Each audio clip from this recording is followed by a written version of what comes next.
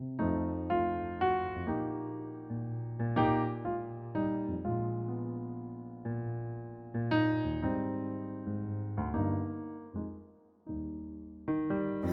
every voice and sing, tailored than heaven. Ring, Ring with the harmonies of liberty. Let our rejoicing rise high as the listening skies. Let it resound loud as the rolling sea. Good afternoon, everyone. Welcome. My name is Minna Immerman, and I'm proud to be representing the Larchmont Mamaroneck Human Rights Committee as the MC for our 35th annual Martin Luther King Jr. Commemoration. That was Lift Every Voice and Sing with Sophia Jacobs Guzman, Tami, Nola, Balogun, Nicole, Alfante, and Leilani Yizer-Reid, accompanied by Steph, Chinn, Mamaroneck Avenue School music teacher. Today, you will see and hear work from our Homics and Mamaroneck High School students. First, a little bit about the Larchmont Mamaroneck Human Rights Committee's past and hopes for the future. Here are Naomi Hill and Nancy Pearson. In March '98, the governments of the villages of Larchmont and Mamaroneck and the town of Mamaroneck created the Mamaroneck-Larchmont Human Rights Commission. The commission was specifically created to be a resource to residents going forward with human rights claims in a more timely manner than using the backlog resources of either the New York State or Westchester County commissions. What we actually did most was conflict resolution. In 2009, the backlog of the county and state claims had been mostly resolved, and the Mamaroneck-Larchmont Commission asked to be decommissioned by the villages and town governments. At the same time, the Mamaroneck-Larchmont Human Rights Committee was formed. That resolution stated that the primary mission of the committee shall be to educate the public on human rights and to promote tolerance of our country's diverse culture. Although we no longer hear human rights complaints, we are active listeners regarding the community events and decisions, and we weigh in as we think it's necessary. Some examples include addressing the Mamaroneck School Board and Administration as they considered a school-based health center and the continuation of co-op camp. We met with all the municipalities' police chiefs, administrators regarding policies involving cooperation with ICE, and we listened to and communicated with the various police reform and reimagination task force. We have a representative on the school district equity team. We have attended and hosted the County Human Rights Commission meetings and share with them any issues that we know of from our own community. We have also continued a tradition of producing the annual Dr. Martin Luther King Jr. Commemoration event. Although the content has varied over the years, this event traditionally has included a speaker on a current topic related to human rights, either locally or nationally. Some of our more notable speakers for these events were Andrew Young, Harry Belafonte, Charles Blow, and Dionne Warwick, as well as local writers, activists, and historians. The committee has frequently honored an individual or group who have made a difference for the better in our community. We hope to get back to that tradition next year. Today's event is our Martin Luther King 35th commemoration. Which brings us to who the Human Rights Committee is today. We continue to be a small group of dedicated individuals who continue to believe that communities benefit from having a local human rights committee. We envision a community that has core values such as freedom from bigotry, hatred, and tolerance. A community that both respects and recognizes our diversity and our commonalities, and one that engages in respectful, civil, public discourse and debate. We would like to increase our membership, our visibility, and our advocacy. We'd like to increase our partnerships with the schools, municipalities, houses of worship, and many of the nonprofits. We'll continue our relationship with the County Human Rights Commission and hope to bring their work to our community more regularly. We meet once a month, and we're looking for new members, particularly ones with special interest in improving and increasing our social media presence. Now I'd like to introduce Mary Lee Berridge and Elizabeth Sanger to talk to you about Harold Wolfson. As you can imagine, over 35 years, the Human Rights Committee has had some incredible people taking part in this work. We have sadly lost many who were dedicated to human rights. Most recently, Keith Yizar and Jane Orans. Tonight, Mary Lee Berridge and Elizabeth Sanger have some thoughts honoring the late Harold Wolfson, who died this past December at age 95. First, we'll have a brief biography of Harold Wolfson. Harold Wolfson, retired public relations executive and longtime Larchmont, New York resident, died on December 11th at 95 years old. In retirement, Harold was a community activist with the Larchmont Mamaroneck Local Summit and co-founder of the Hispanic Resource Center, now Community Resource Center. He was honored for this work with the 2006 Martin Luther King Award. When humbly accepting the honor, he's quoted as saying, "I think Dr. King, if he's looking down at us this evening, might take some satisfaction at what's going on," said Mr. Wolfson. "No, we have not arrived. There's a lot more to do, but we are moving ahead. If we in this community keep on, if we don't tire, if we listen to the very best instincts within us, then we too shall overcome." His career began as a journalist for the New York Journal-American in 1949. Harold moved to public relations in 1955, and he co-founded public relations firm Rubenstein and Wolfson and was president until his retirement in 1989. Serving in the U.S. Navy in World War II, Harold was in the V-12 program, where he was sent to Trinity College and then Yale University, graduating in 1948. Harold was an avid sailor. In his 90s, Harold wrote 2 memoirs. Mr. Wolfson is survived by his son Peter, daughter-in-law Donna, son-in-law Edward, and grandchildren Emily and Tyler. He was predeceased by his beloved wife of 65 years, Marion, and his daughter Nancy. Rest in peace. I was privileged to have known Harold Wolfson for 60 years. I marveled not only at his dedication to humanitarian projects, such as the Hispanic Resource Center, now the Community Resource Center, but at his lifelong support of individuals with specific needs. Some were immigrants, some were young people for whom he had genuine interest, and some were members of his own family who suffered long periods of illness. When you had his special brand of enthusiasm and warmth, you have the consummate friend and model for us all. We sincerely miss you, Harold, but we will never forget you. I knew Harold only slightly with the Human Rights Committee, but his courtesy was extraordinary towards everyone, and his enthusiasm for good causes was a towering example for all of us.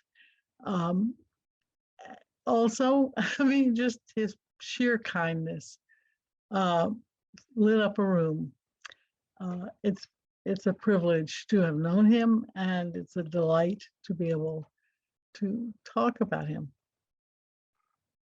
Thank you, Mary Lee and Elizabeth. And now our neighbor, born here in Mamaroneck born and bred, Leilani Yizar. Tonight, we'd like to showcase the artwork of Homik students who heeded the call to create a piece that answered the question, how do you honor the life and work of Dr. King all year long? First, we will present a short montage of all the work created, and then you will hear from all 4 winners. As you will see, it was hard to only choose 4. The song played over this video is called "You Are the Reason" by Callum Scott. It's performed by Steph Chinn on guitar, and you will hear the angelic voice of Mamaroneck High School student Kaylee Taylor. At face value, this song could be seen as a love song, but if you listen deeply, it's about repairing. It's about inspirational people who give us reason. I think it's safe to say that Dr. King shaped a generation and will continue to inspire generations to come. Dr. King gives us reason to fight for a beloved community. You're in for a treat.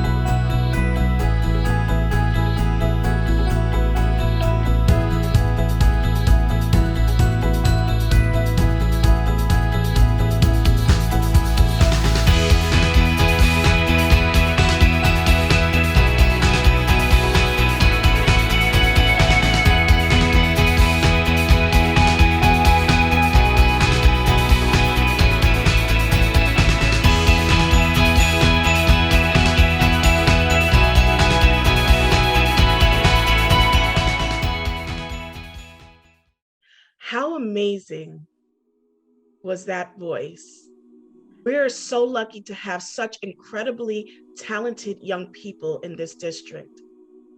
Dr. King was certainly an inspiration, and it's clear that he continues to be today. It's amazing how we think about a beloved community. When I think about a beloved community, I think about Steph Chinn. He was my music teacher when I was in elementary school at Mamaroneck Avenue School.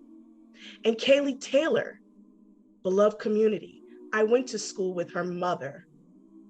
And it's such a beloved community that we live in, where we have these connections, where we can tap into each other to bring our communities together to create such a beautiful event as this.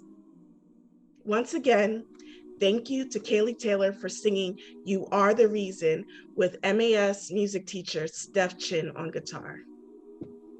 Much gratitude to Nancy Revich and Nancy Pearson for making this beautiful video.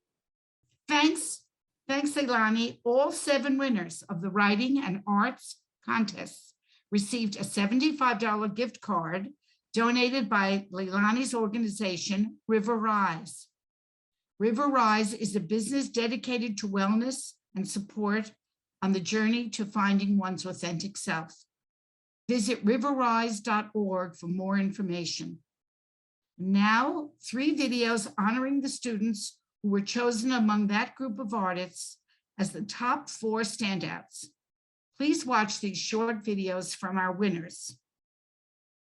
Hi, I'm Lola Carta, and I'm 8th grade in Homix Middle School. And in my artwork, I'm trying to convey the message that Martin Luther King was also was trying to convey back in his time, where they are all different skin.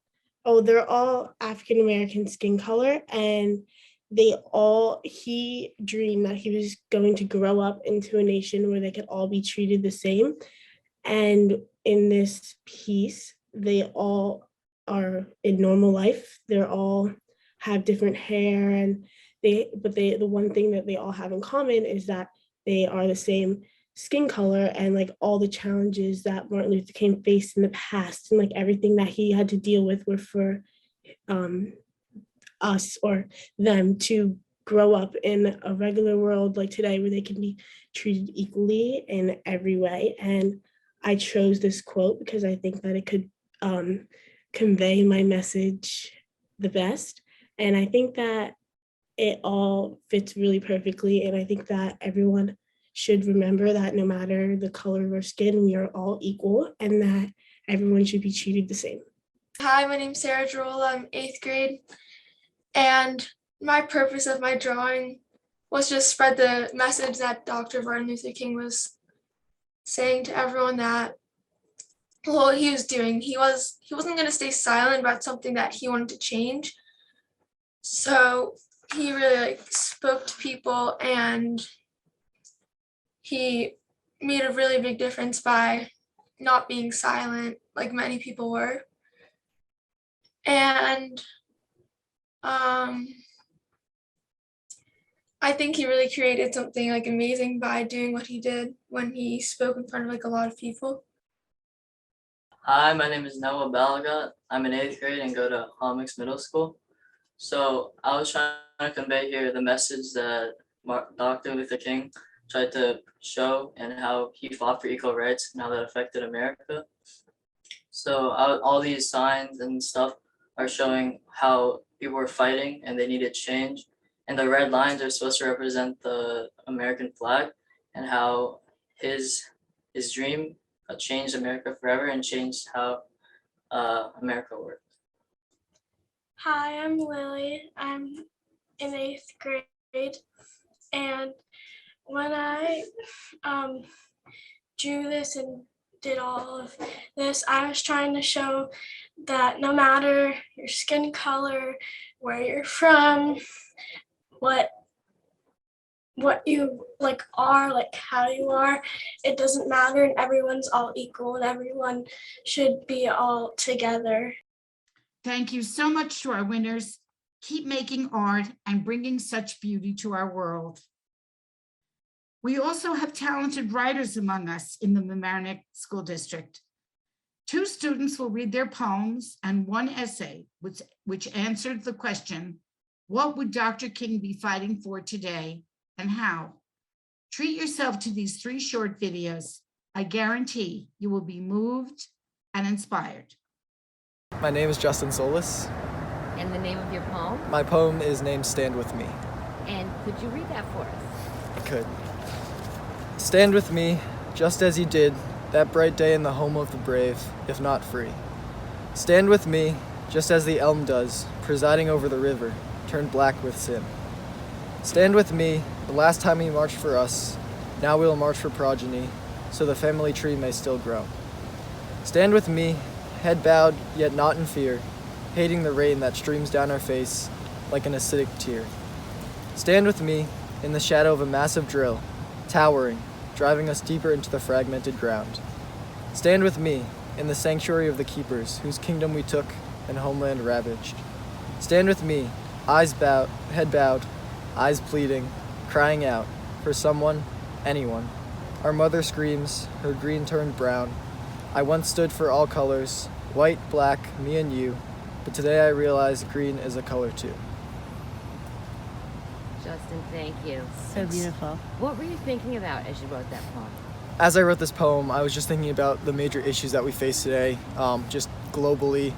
Obviously, environmentally, this is a very challenging time for everyone, especially global warming, and as you know, our environment's more and more polluted and challenged with just environmental issues as a whole, and I think that there's not enough attention being brought to this issue right now, and I wanted to talk more about it.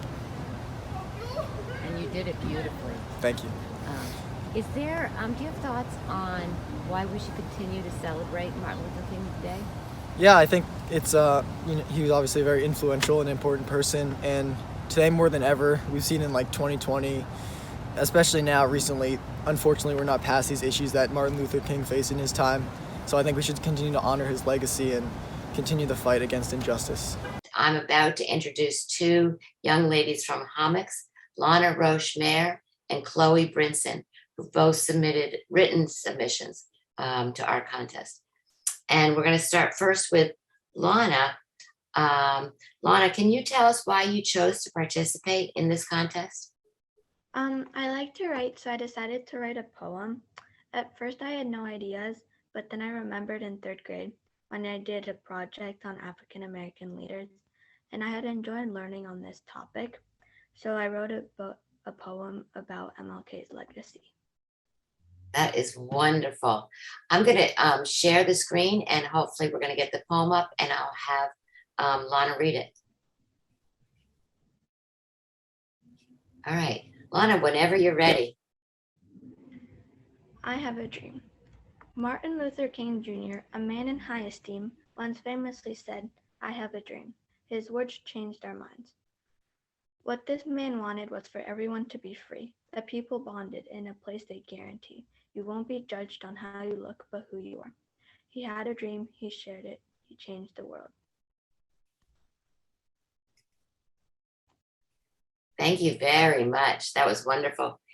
Lana, can you tell us why you think it's important for us to continue to learn and talk about the work of Dr. King? I think we should continue to remember his work because he had a lot of people to see his point of view. And he changed many people's minds, as I said in his poem. So now we're happy to have Chloe Brinson join us, and she is going to read her essay. But before we do, I'm going to ask Chloe, why did you choose to participate in this essay contest?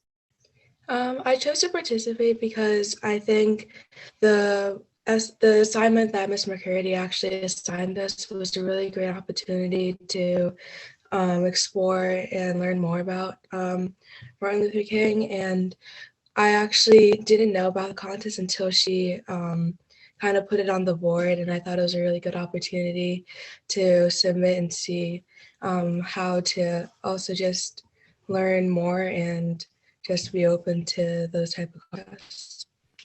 That's wonderful. Well, thank you, your teacher, Mrs. McCurdy, and thanks for writing this essay. This essay doesn't have a title. Have you thought about one, or did you want to leave it untitled? Yes, I thought a good title was A Peaceful Change because Martin Luther King, he wasn't a violent person at all, and he used his words to change and let people know the things going around and to encourage others to change as well. A peaceful change. I love that. All right, I'm going to share my screen so it goes up on the screen.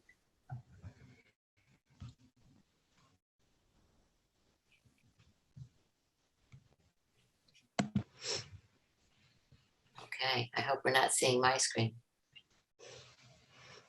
All right, Chloe, whenever you're ready.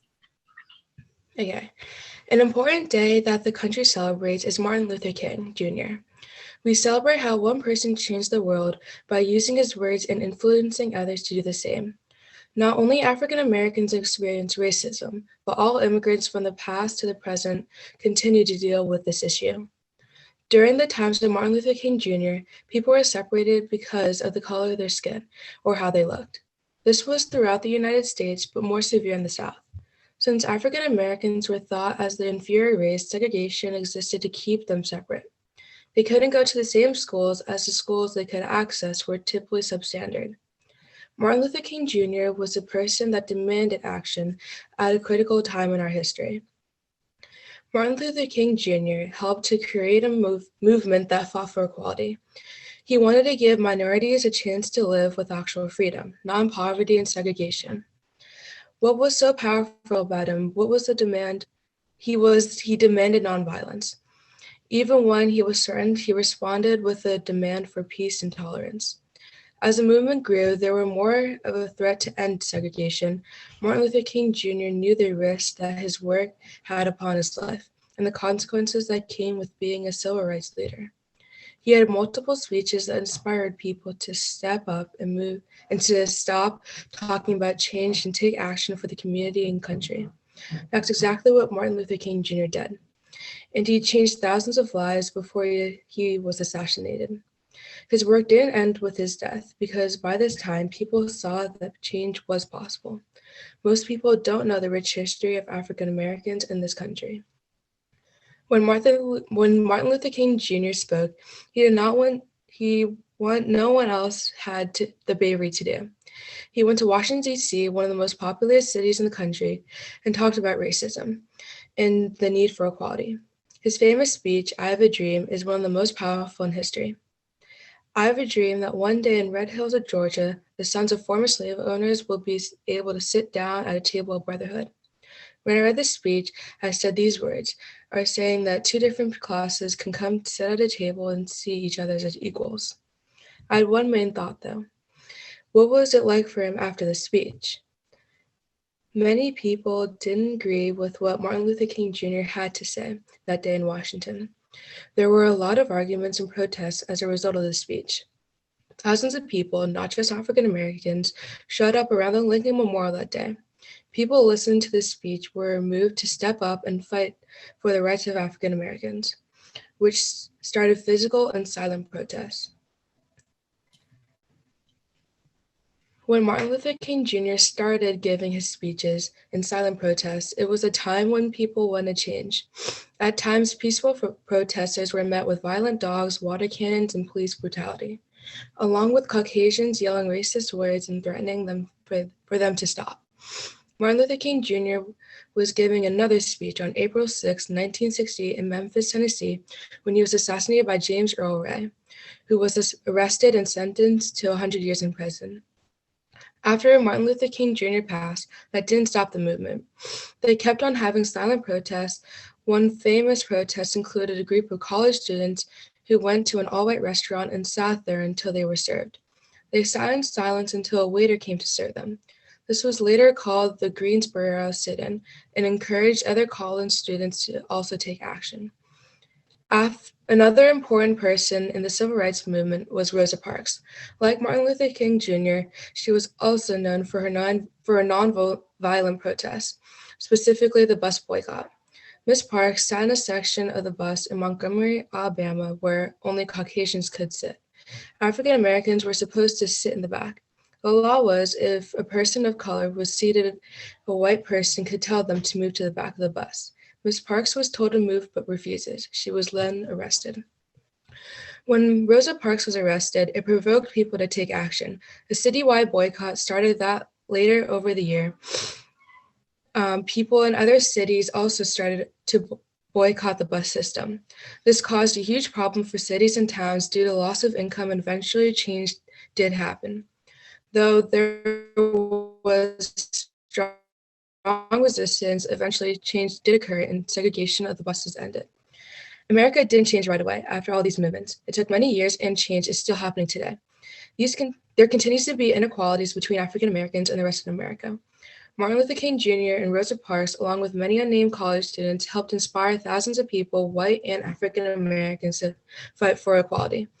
I see in the news every day the different forms of protest. Some are violent, some are peaceful. I hope we continue to make progress peacefully and that we all remember that we are more the same than different. I think of Dr. King as he spoke of the Red Hills of Georgia and how it all started with a dream. Once again, we are moved, inspired, and hopeful about our future because of these incredible artists from right here in our district. Now here is a long-standing and beloved community member, Jarrett Winchester, with some thoughts about Dr. King. Hello, my name is Jarrett Winchester, and I will be reading excerpts from Martin Luther King's letter from a Birmingham jail. From the Birmingham jail in 1963, where he was imprisoned as a participant in a nonviolent demonstration against segregation, Dr. Martin Luther King wrote in longhand a letter from Birmingham jail. In that letter, he writes, "Was not Abraham Lincoln an extremist? This nation cannot survive half slave and half free. Was not Thomas Jefferson an extremist? We hold these truths to be self-evident, that all men are created equal. So the question is not whether we will be extremists, but what kind of extremists. Will we be an extremist for hate, or will we be an extremist for love? Will we be an extremist for the preservation of injustice, or will we be an extremist for the cause of justice?" Later on, he writes, "I had hoped that the white moderate would see this. Maybe I was too optimistic. Maybe I expected too much. I guess I should have realized that a few members of a race that has oppressed another race can understand or appreciate the deep groans and passionate yearnings of those that have been oppressed, and still fewer have the vision to see that injustice must be rooted out by the strong, persistent, and determined action." Today, in 2022, we are at the midst of another civil rights movement.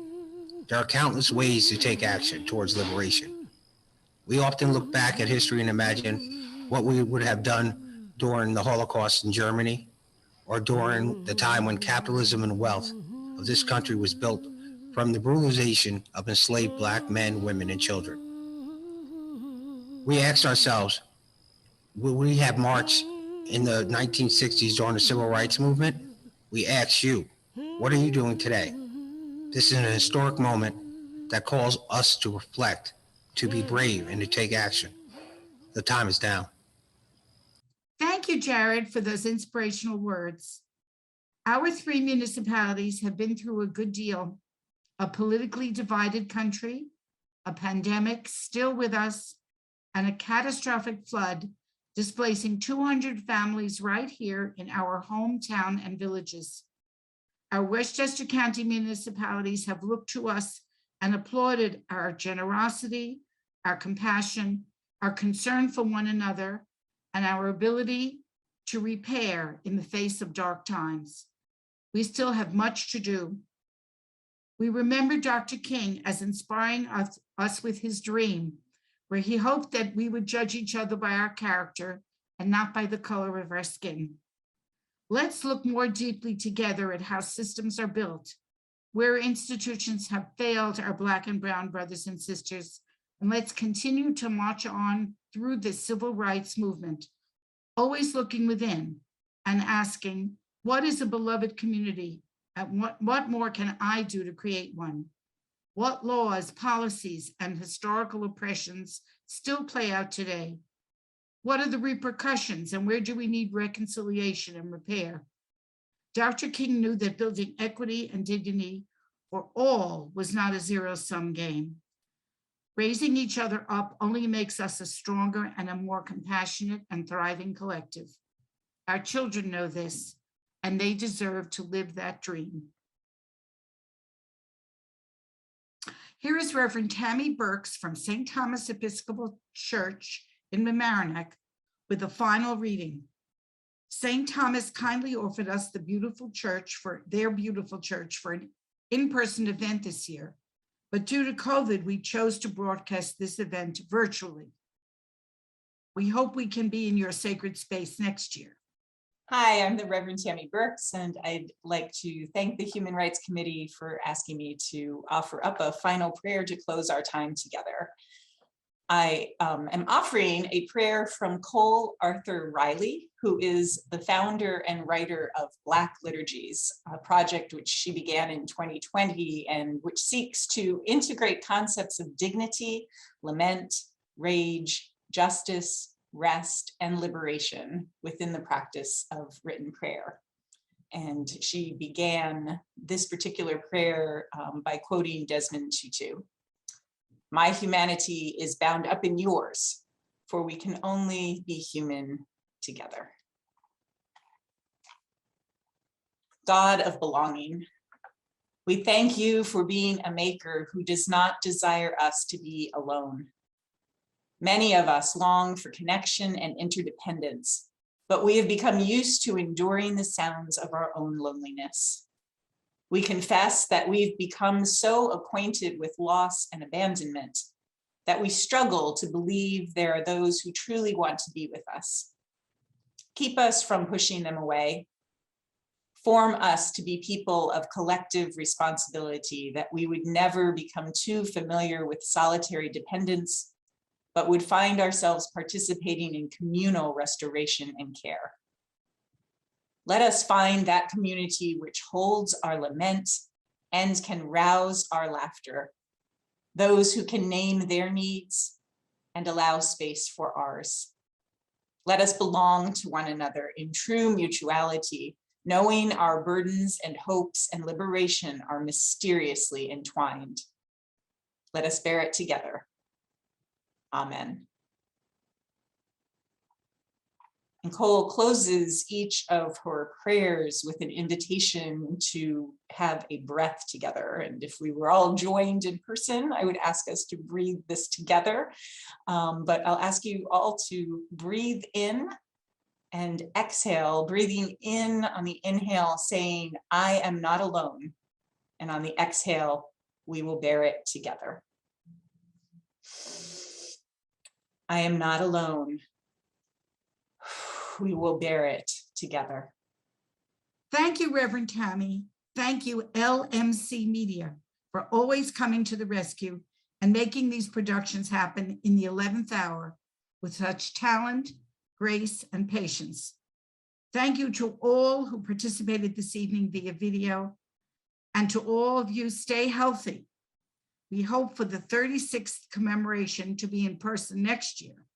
As you watch the credits roll, please continue listening to Lift Every Voice and Sing.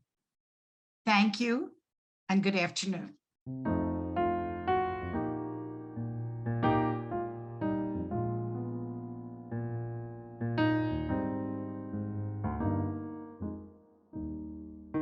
Lift every voice and sing, tailored than heaven ring. Ring with the harmonies of liberty. Let our rejoicing rise high as the listening skies. Let it resound loud as the rolling sea. Sing a song full of the faith that the dark past has taught us. song, full of the hope that the present has brought us.